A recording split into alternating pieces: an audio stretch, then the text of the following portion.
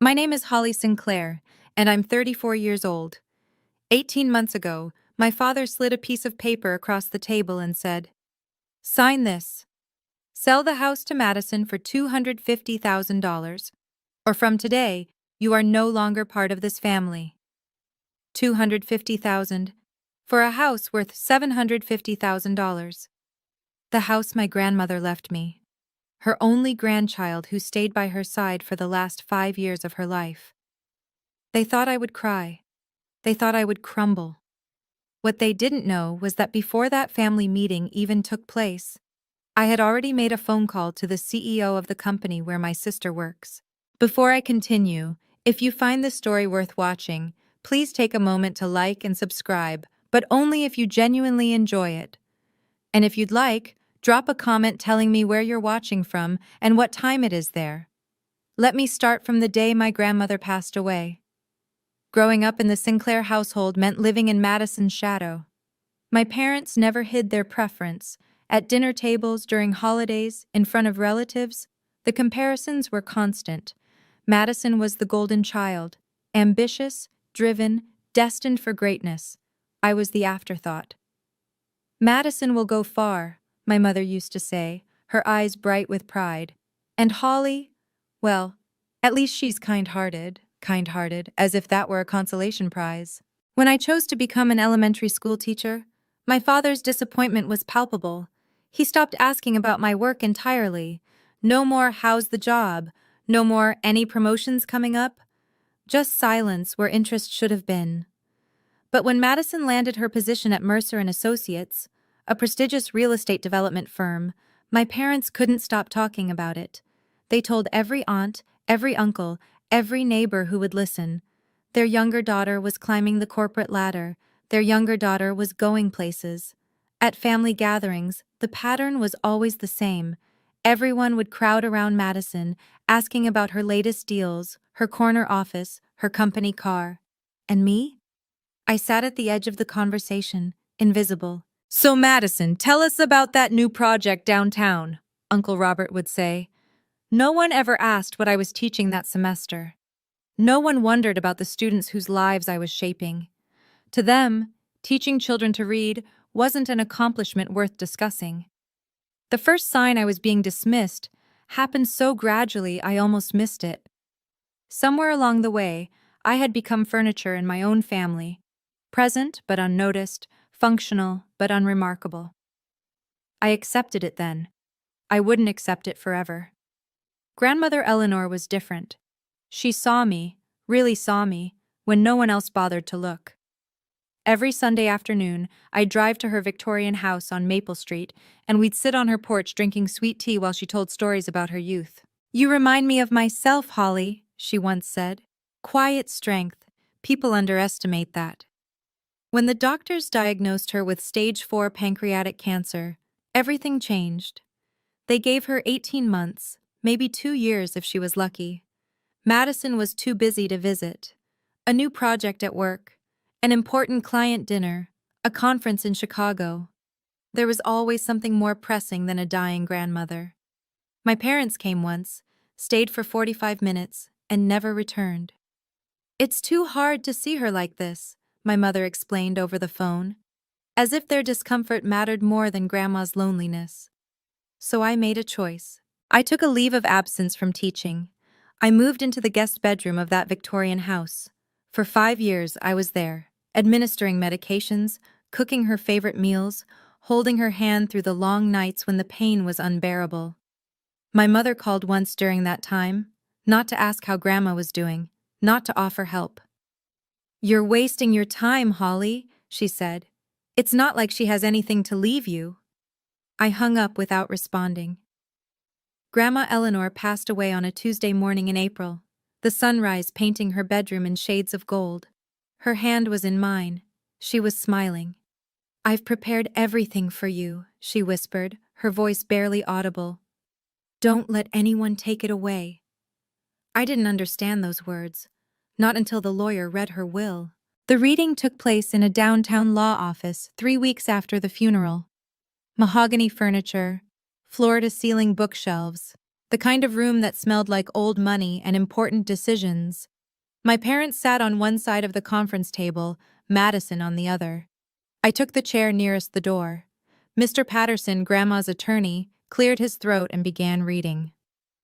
I, Eleanor Marie Whitmore, being of sound mind and body, hereby bequeath my property located at 847 Maple Street to my granddaughter, Holly Elizabeth Sinclair, the only one who stayed when everyone else left. The silence that followed was deafening. My father's face went pale. My mother's mouth fell open. But it was Madison's reaction that I remember most vividly, her perfectly manicured fingers curling into fists, her jaw tightening with barely contained rage. "There must be some mistake," Madison said, her voice sharp. "Grandma wasn't— She couldn't have been thinking clearly when she signed this." Mr. Patterson removed his glasses, polishing them slowly. "I assure you, Miss Sinclair, your grandmother was fully competent. This document was witnessed, notarized, and executed according to every legal standard. $750,000. That was the market value of the Victorian house on Maple Street. And Grandma had left every brick, every floorboard, every memory to me." As the meeting concluded, Mr. Patterson handed me a sealed envelope. "Your grandmother asked me to give you this," he said quietly. "She said you should only open it when necessary." I tucked it into my purse without looking at it. Walking out of that office, I felt Madison's eyes boring into my back. When I turned to face her, I saw something I'd never seen before. She was looking at me like I was the enemy. The pressure started 3 days after the funeral. My parents showed up at the house, my house now, without calling first. They sat in Grandma's living room like they owned the place, their expressions a carefully rehearsed mixture of concern and disappointment.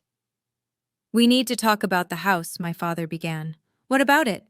"It's not right, Holly. One person keeping all of this." He gestured at the high ceilings, the original hardwood floors, the antique furniture Grandma had collected over decades. "Family should share," my mother nodded vigorously. "Madison needs a place. She's thinking about her future. Marriage, children. This house would be perfect for her." "And what about my future?" I asked. They exchanged a glance, the kind of look parents share when a child says something naive. "Sweetheart," my mother said, "you're a teacher. You don't need a house like this. Madison is building something. She has ambitions." There it was. The same message I'd heard my entire life, dressed up in new clothes. Every day for the next 2 weeks, they returned, sometimes together, sometimes separately. My father threatened. My mother cried. They took turns playing good cop and bad cop, their scripts so predictable I could have written them myself. "If you don't share this with your sister," my father finally said, "you won't have a family anymore." I lay awake that night, doing the math. If I sold to Madison at the price they were demanding, I'd lose $500,000. I'd lose my home. I'd lose the last piece of Grandma Eleanor I had left. But if I refused, I'd lose my family. The choice seemed impossible. Until I realized something important. I could lose my family, but I couldn't lose myself. They called it a family meeting. It felt more like an ambush. My parents arrived at 7 sharp, settling into the living room chairs like judges taking their seats. Madison showed up 20 minutes late, breezing through the front door in a designer blazer that probably cost more than my monthly salary. She didn't apologize for her tardiness. People like Madison never do. "Let's get this over with," she said, not bothering to sit. "I have a dinner at 9. My father pulled out a document, a sales agreement, already drafted. "Here's what's going to happen, Holly. You sign this. You sell the house to Madison for $250,000. We put this whole mess behind us." I looked at the number, then I looked at my father. "The market value is $750,000, Madison laughed. It wasn't a pleasant sound. "Market value? Holly, do you even know what that means?" She crossed her arms. "Have you ever sold a house? Have you ever negotiated a real estate deal? I work in this industry. Trust me, $250 is generous. It's 1/3 of what the house is worth." "It's family price," my mother interjected. That's how families work. The conversation circled like a predator around wounded prey. Every time I raised an objection, they had a counter. Every time I stood my ground, they pushed harder. This is a family decision, my father said finally. But this is my house. Madison stepped closer, her heels clicking against Grandma's hardwood floors.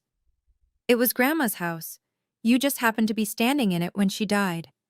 I was there for 5 years, Madison. And I had a career to build. Some of us have real responsibilities. She mentioned something about a project that required the house. She didn't elaborate. I didn't ask. After Madison and my father left, my mother stayed behind. She waited until their cars pulled away, then turned to me with tears already forming in her eyes. I'd seen this performance before, at school plays, at graduations, whenever she needed something from me. Holly, baby, can we talk? Just us? I gestured to the couch. She sat, dabbing at her eyes with a tissue she'd conveniently brought. You're tearing this family apart, she said. Do you understand that? Everything your father and I built, everything we sacrificed, you're throwing it all away for a building. It's not just a building, Mom. It's Grandma's home. It's my home now. It's wood and nails. Her voice cracked perfectly on cue.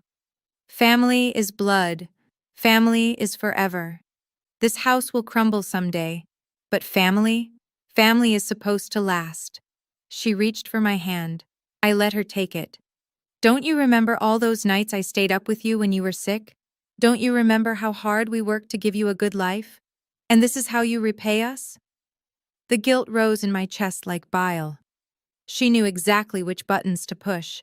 She'd been pushing them my whole life. I love you, Mom. I love this family, but I can't sell something Grandma trusted me to protect. Her expression shifted.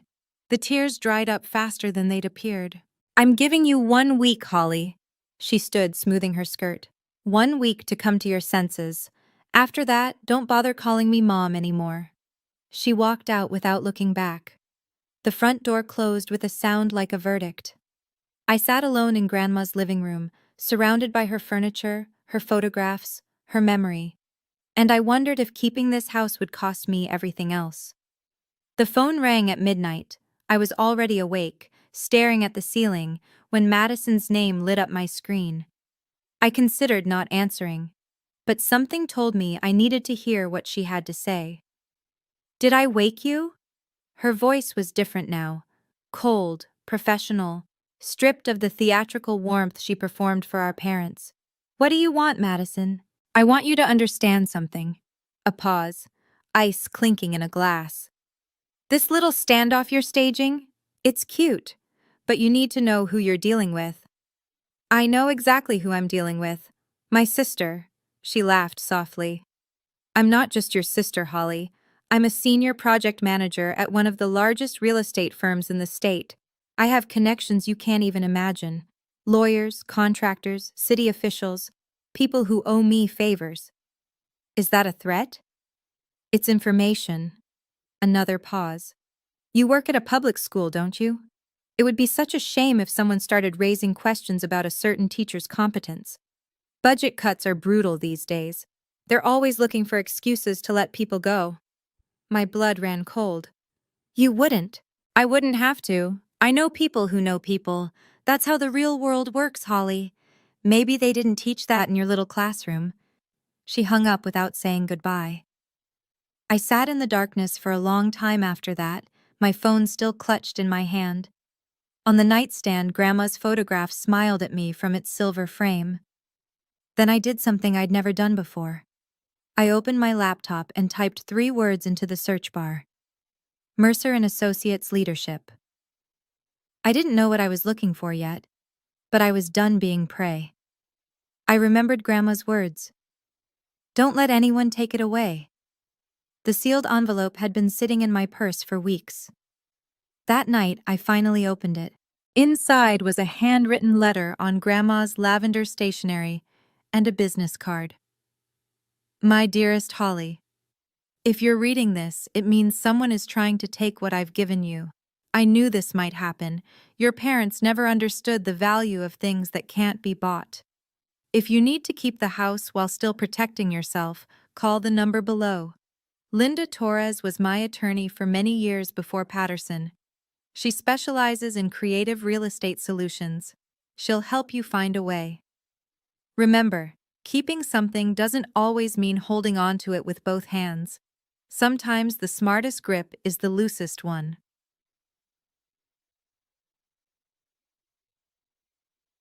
All my love. Grandma Eleanor. Linda Torres.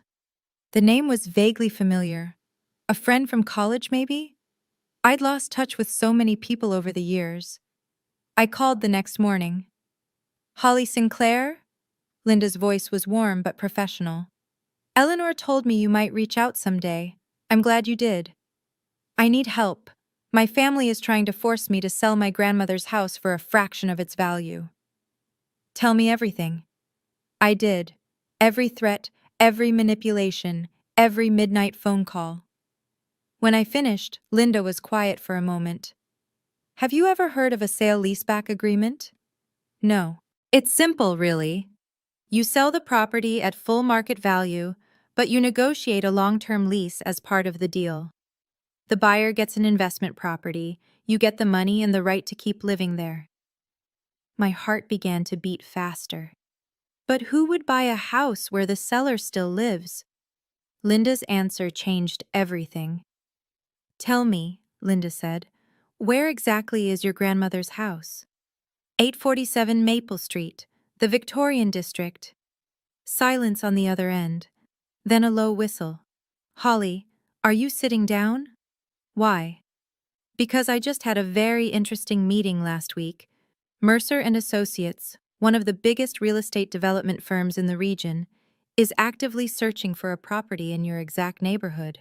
My stomach dropped. Mercer and Associates, that's your sister's company. Yes, I know. Linda's voice carried a hint of something I couldn't quite identify. Amusement, maybe. Their CEO, Jonathan Mercer, wants to establish a satellite office on that side of town. High-end residential conversion. Your grandmother's house would be perfect. The irony wasn't lost on me. Madison worked for a company whose CEO was looking for exactly what I had. What's Mercer like? I asked. Strictly professional. Hates drama, especially personal drama. He's the kind of man who evaluates everything through a business lens. If a deal makes sense, he does it. If it doesn't, he walks away.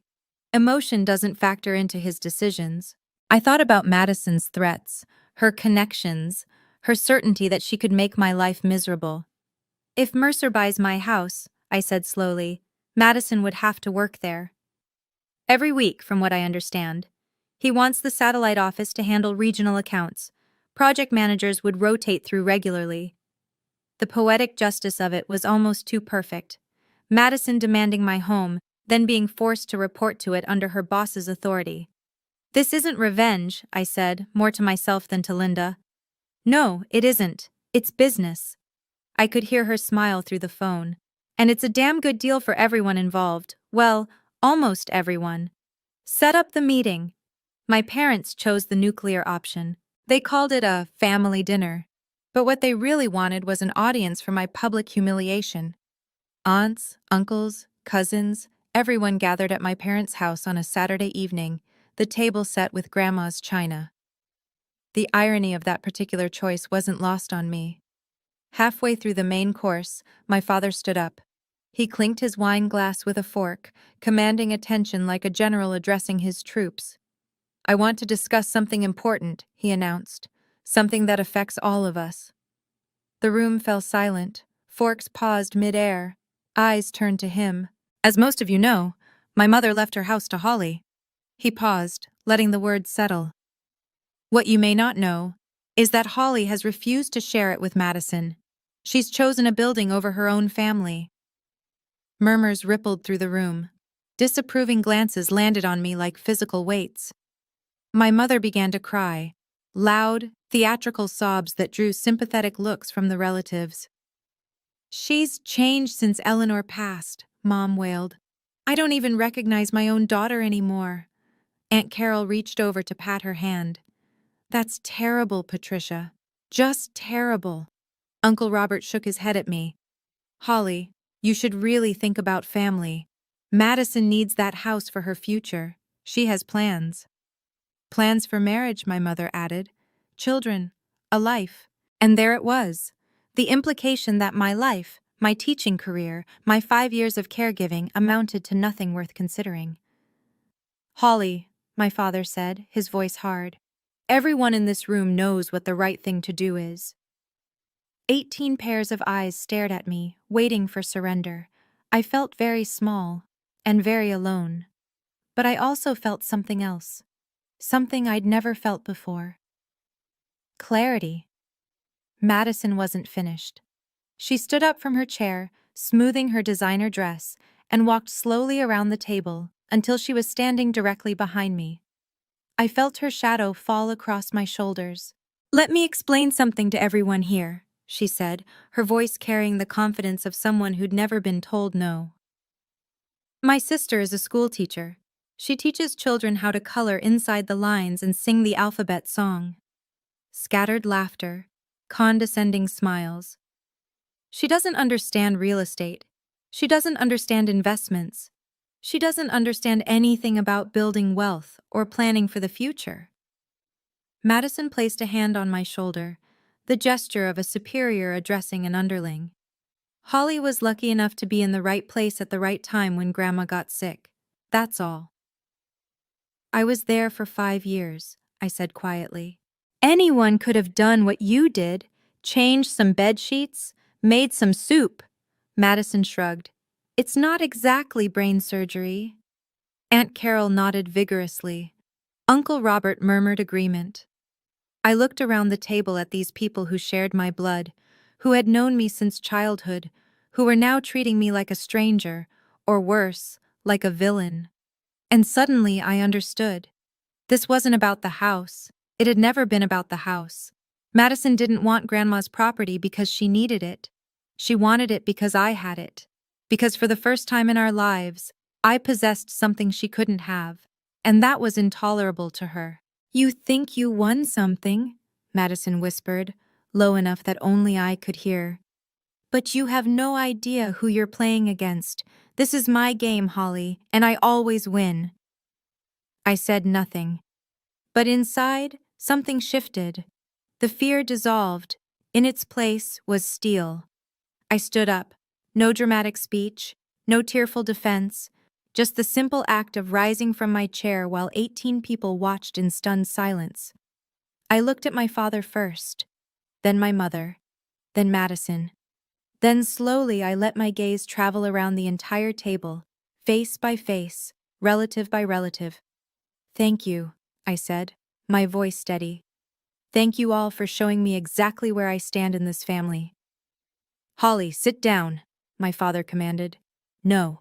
The word hung in the air like a foreign object. When had anyone in this room ever heard me say no? I walked toward the door. Behind me, I heard chairs scraping, voices rising in protest, my mother calling my name with practiced desperation. I didn't turn around. Outside, the night air was cool and clean. I sat in my car for a full minute, my hands trembling slightly on the steering wheel, not from fear, from adrenaline. Then I pulled out my phone and called Linda. It's Holly. How did the dinner go? About as well as you'd expect. I started the engine. Contact Jonathan Mercer. Tell him I'm ready to discuss terms. Are you sure? Once we start this process.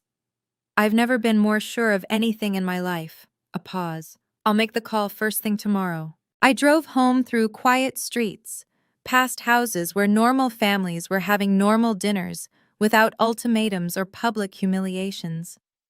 When I pulled into Grandma's driveway, my driveway, I sat in the darkness and looked up at the Victorian house that had become the center of so much conflict. I don't need to defend myself with words, I whispered to no one. I'll let the paperwork speak instead. 2 weeks later, Jonathan Mercer sat across from me in my living room. I want to pause here for a moment.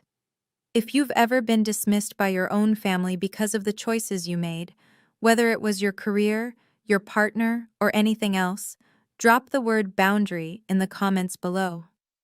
I need to know I'm not alone in this. And if you're curious about what happens when Madison's CEO walks through my door, stay with me. The best part is coming. Jonathan Mercer was not what I expected. Tall, silver-haired, with the kind of presence that filled a room without trying. He wore a charcoal suit that probably cost more than my car, but his handshake was surprisingly warm. "Ms. Sinclair," he said, surveying Grandma's living room with professional interest. "This is quite a property. Victorian architecture, original moldings, exceptional location. I can see why your grandmother loved it. She spent 43 years here, and you spent 5 of those years caring for her." He turned to face me. "That kind of dedication is rare. I respect it." We walked through this house together. The formal dining room, the library with its floor-to-ceiling bookshelves, the sunroom that overlooked the garden. Mercer asked thoughtful questions about the property's history, its maintenance, its potential. When the tour was complete, we settled into chairs across from each other. "Linda explained your proposal," he said. "Full market value sale with a 15-year lease back. It's unconventional, but it works for what I have in mind. The ground floor would convert beautifully to office space. You'd retain the upper floors as a private residence." "And the price?" $750,000. Fair market value. He paused. "May I ask why you're doing this? You could simply refuse to sell." I considered lying. I considered deflecting. Instead, I told the truth. "Because certain people are trying to take this property through pressure and manipulation. I need to protect it legally, in a way they can't undo." Mercer nodded slowly. "I appreciate your honesty, Ms. Sinclair. There's something else you should know." I met his eyes. "Madison Sinclair is my sister." A flicker of surprise crossed his face. Then, unexpectedly, he smiled. "I had a feeling." "You knew?" Mercer leaned back in his chair. "Madison talks about her family occasionally. Mentions a sister who teaches elementary school. When Linda contacted me about a property being sold by a schoolteacher named Sinclair, I put the pieces together." "And you're still interested?" "Ms. Sinclair, I don't make business decisions based on employee family drama. I make them based on value." He gestured at the room around us. "This property has value. Your proposal has value. Whatever is happening between you and your sister is not my concern, as long as it doesn't affect the transaction." Something loosened in my chest. I'd been prepared for questions, for complications, for the deal to fall apart once he knew the connection. Instead, he pulled out a folder. I had my attorneys draft the paperwork. Standard sale leaseback agreement. 15-year lease term, fixed monthly rate below market as agreed. You retain exclusive residential rights to the upper floors. We convert the ground floor to a satellite office. I read every page. Linda had already reviewed it, had already confirmed that everything was legitimate. But I needed to see it for myself. The purchase price? $750,000. The lease term? 15 years, renewable. The monthly rent? Significantly below what I could afford, thanks to careful negotiation. My hand trembled slightly as I picked up the pen. Not from fear, from relief. I signed my name on the final page. Jonathan Mercer countersigned. The notary stamped the document. "Congratulations," Mercer said, shaking my hand. "You've just made a very smart decision." The money would arrive in my account within 72 hours. $750,000 minus closing costs. And I would still wake up every morning in my grandmother's house? "There's one more thing," Mercer said. "The satellite office opens next month. Madison will be assigned there." I smiled. The invitation arrived at Madison's desk 4 weeks later. I know this because Linda told me. Mercer's assistant had confirmed the details. A company-wide event celebrating the launch of Mercer & Associates' newest satellite office. Attendance mandatory for all senior project managers. The address was 847 Maple Street, my address. On the evening of the launch, I stood at my front window and watched the catering trucks arrive. White tents bloomed in the garden. String lights wound through the ancient oak trees. Everything Grandma had built was being transformed into a corporate showcase, temporarily beautifully. Cars began pulling into the circular driveway. Executives in expensive suits, staff members clutching champagne flutes, board members admiring the architecture. And then I saw her. Madison's silver Mercedes pulled up to the curb. She stepped out, adjusting her blazer, checking her phone. She hadn't looked at the house yet, too busy texting, probably coordinating some last-minute detail. Then she looked up. I will never forget her face in that moment. The confusion first, followed by disbelief, followed by something close to horror. She stood frozen on the sidewalk while colleagues streamed past her, greeting each other, complimenting the venue. I opened the front door and stepped onto the porch. Our eyes met across the lawn. "Hello, Madison," I called out, my voice carrying clearly through the evening air. "Welcome to the new office." She didn't move, couldn't move. A young associate touched her arm. "Ms. Sinclair, are you all right?" Madison's mouth opened, closed, opened again. "This is—" She swallowed hard. "This is my sister's house." "Your sister?" The associate looked between us, clearly confused. "I thought Mr. Mercer bought this property from someone named Holly Sinclair." "He did," I said, walking down the porch steps. "I'm Holly, and this is still my home." The official program began at 7. Jonathan Mercer took his place at the podium that had been set up in what was once Grandma's living room. The room was packed: executives, managers, investors, board members. Madison stood near the back, her face carefully composed, her knuckles white around her champagne glass. "Thank you all for joining us this evening," Mercer began. "Tonight marks an important milestone for Mercer and Associates. This satellite office represents our commitment to expanding into new markets while maintaining the quality and character our clients expect." He paused, scanning the crowd. "I want to particularly acknowledge the person who made this acquisition possible." He turned toward me. "Ms. Holly Sinclair, who sold us this magnificent property and who will continue to reside in the upper floors as part of a long-term leaseback agreement." Applause rippled through the room. I nodded in acknowledgement, acutely aware of Madison's gaze burning into my back. "Ms. Sinclair demonstrated exceptional professionalism and business acumen throughout our negotiations," Mercer continued. "Her grandmother maintained this property beautifully for over 4 decades, and I'm pleased that we've structured a deal that honors that legacy while serving our company's needs." The applause grew louder. Several executives approached me afterward to shake my hand, to compliment the house, to express admiration for the creative deal structure. And through it all, Madison stood motionless. When Mercer made his final announcement that senior project managers would rotate through this office on a weekly basis, with Madison heading the regional accounts division, I heard someone gasp.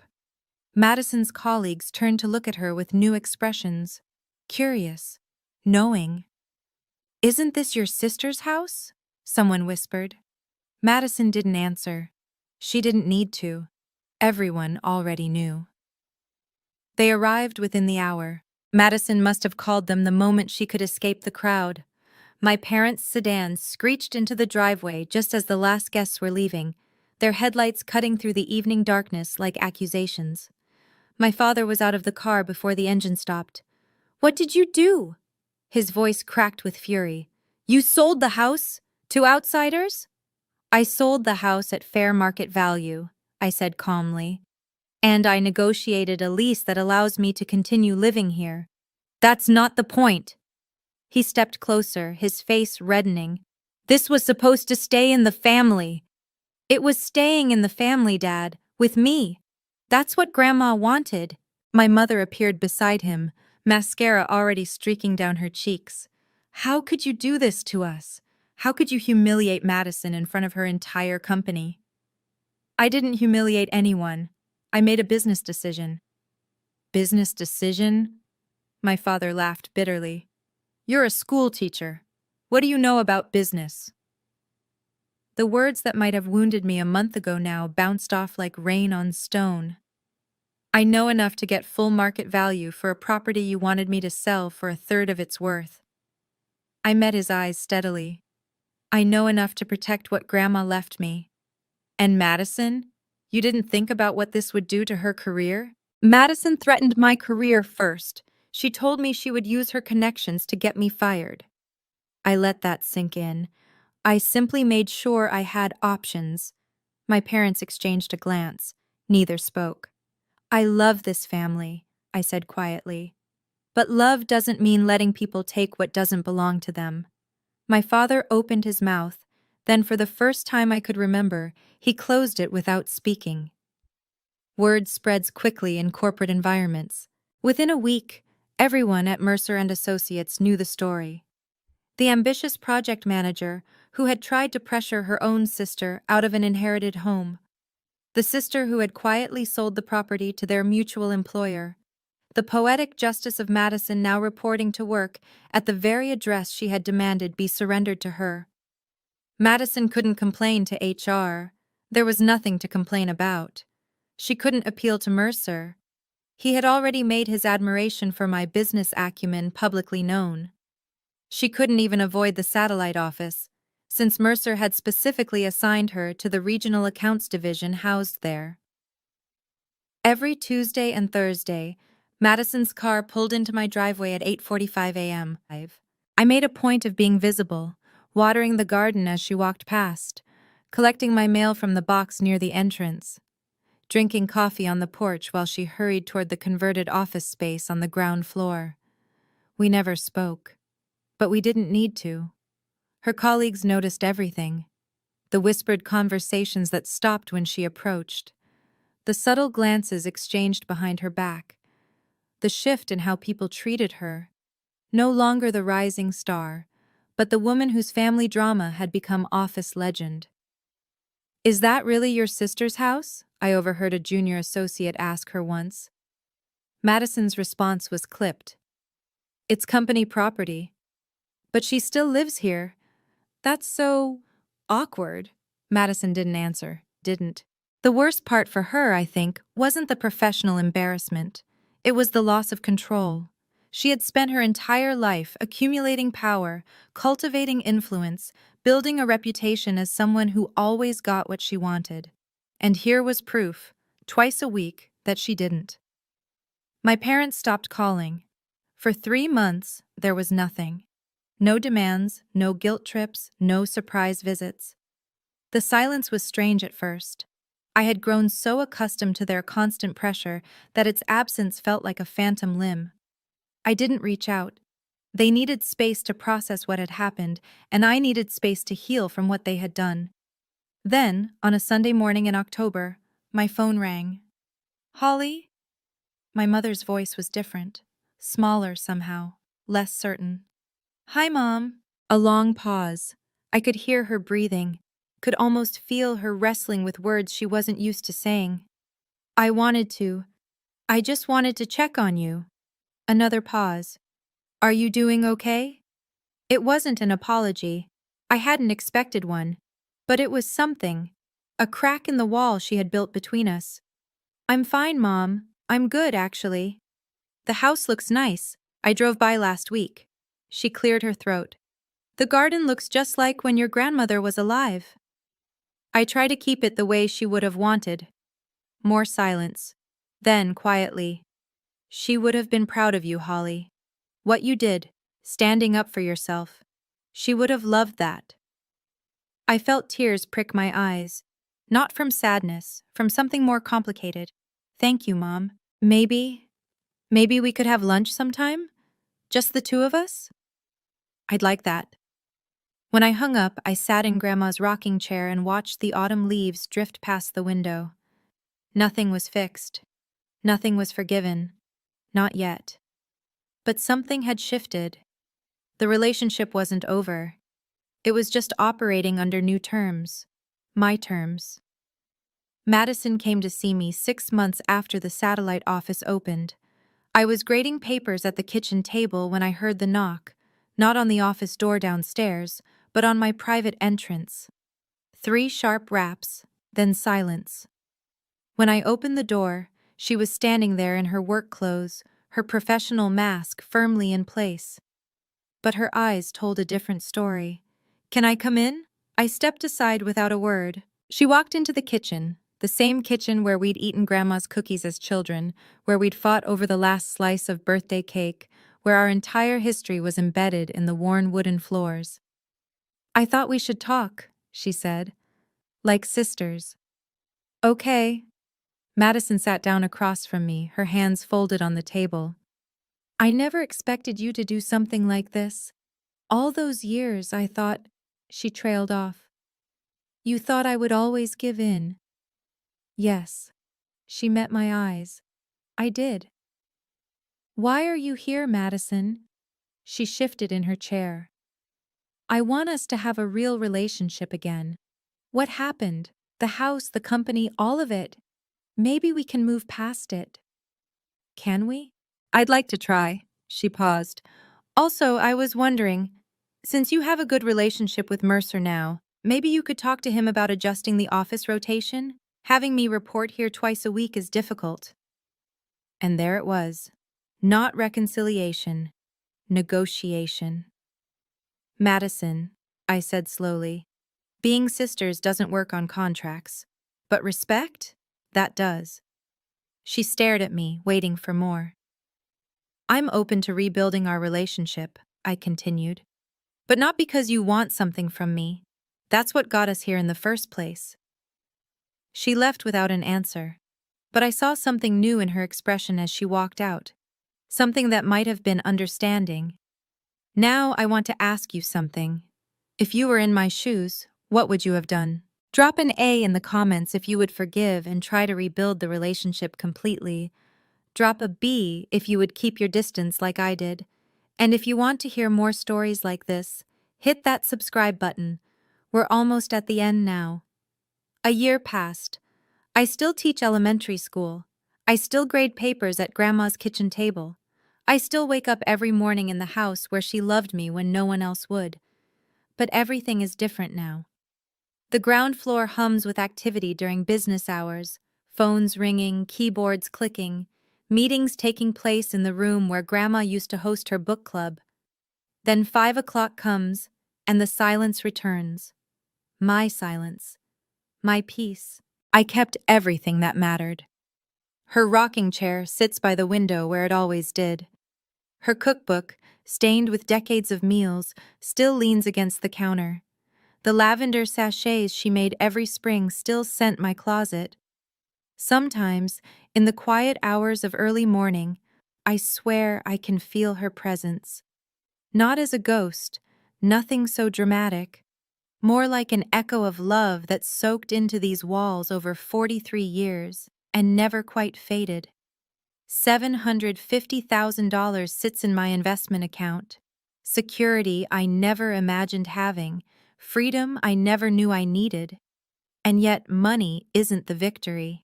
The victory is walking through my own front door without fear. The victory is knowing that no one can force me out of what's rightfully mine. The victory is understanding, finally, that my worth was never determined by my parents' approval or Madison's achievements. Grandma knew that. She always knew. "You remind me of myself, Holly. Quiet strength." I understand now what she meant. Quiet strength isn't about shouting louder than everyone else. It's about knowing your value so deeply that no one can convince you to sell it short. She didn't just leave me a house. She left me a blueprint for how to protect myself. People ask me sometimes if I regret what happened, if I wish things had gone differently with my family, if the price of keeping this house was worth paying. Here's what I tell them. I didn't cut ties with my family. I didn't burn bridges or issue ultimatums of my own. I simply changed the terms of our relationship. For the first time in 34 years, those terms favor me. My mother and I have lunch once a month now. She doesn't apologize for what happened, not in words anyway. But she asks about my students.